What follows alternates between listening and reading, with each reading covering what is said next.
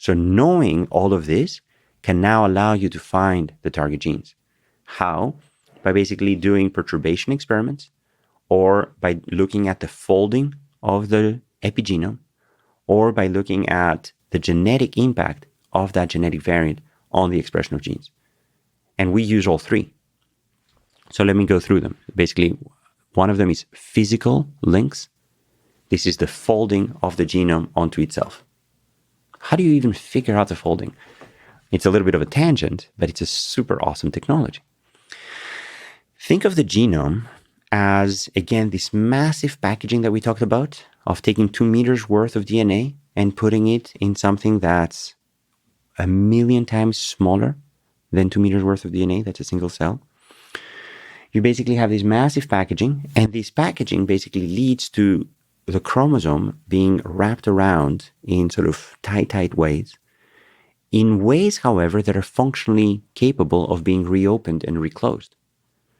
So I can then go in and figure out that folding by sort of chopping up the spaghetti soup, putting glue and ligating the segments that were chopped up but nearby each other, and then sequencing through these ligation events to figure out that this region of this chromosome, that region of the chromosome were near each other. That means they were interacting, even though they were far away on the genome itself.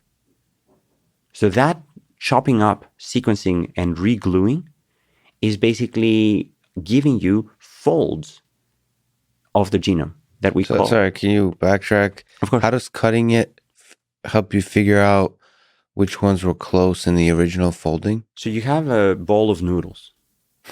Go on. And in that bowl of noodles, some noodles are near each other. Yes. So throw in a bunch of glue. You basically freeze the noodles in place. Throw in a cutter that chops up the noodles into little pieces. Now throw in some ligation enzyme that lets those pieces that were free religate near each other. In some cases, they religate what you had just got, but that's very rare. Most of the time, they will religate in whatever was proximal. You now have glued the red noodle that was crossing the blue noodle to each other. You then reverse the glue goes away, and you just sequence the heck out of it. Most of the time, you'll find red segment with, red segment. But you can specifically select for ligation events that have happened that were not from the same segment by sort of marking them a particular way, and then selecting those, and then you sequence and you look for red with blue matches of sort of things that were glued that were not immediate proximal to each other.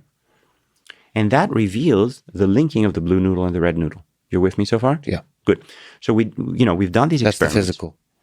That's the physical. That's step one of the physical. And what the physical revealed is topologically associated domains, basically big blocks of the genome that are topologically connected together. That's the physical. The second one is the genetic links. It basically says across individuals that have different genetic variants, how are their genes expressed differently? Remember before I was saying that the path between genetics and disease is enormous, but we can break it up to look at the path between genetics and gene expression. So instead of using Alzheimer's as the phenotype, I can now use expression of IRX3 as the phenotype, expression of gene A. And I can look at all of the humans who contain a G at that location and all the humans who contain a T at that location. And basically say, wow, turns out that the expression of this gene is higher for the T humans than for the G humans at that location. So that basically gives me a genetic link between a genetic variant, a locus, a region, and the expression of nearby genes. Good on the genetic link? I think so. Awesome. So the third link is the activity link. What's an activity link? It basically says if I look across 833 different epigenomes, whenever this enhancer is active, this gene is active. That gives me an activity link between this region of the DNA and that gene. And then the fourth one is perturbations, where I can go in and blow up that region and see what are the genes that change in expression. Or I can go in and overactivate that region and see what genes change in expression. So I guess that's similar to activity? Yeah. So that's basically, it's similar to activity, I agree, but it's causal rather than correlational.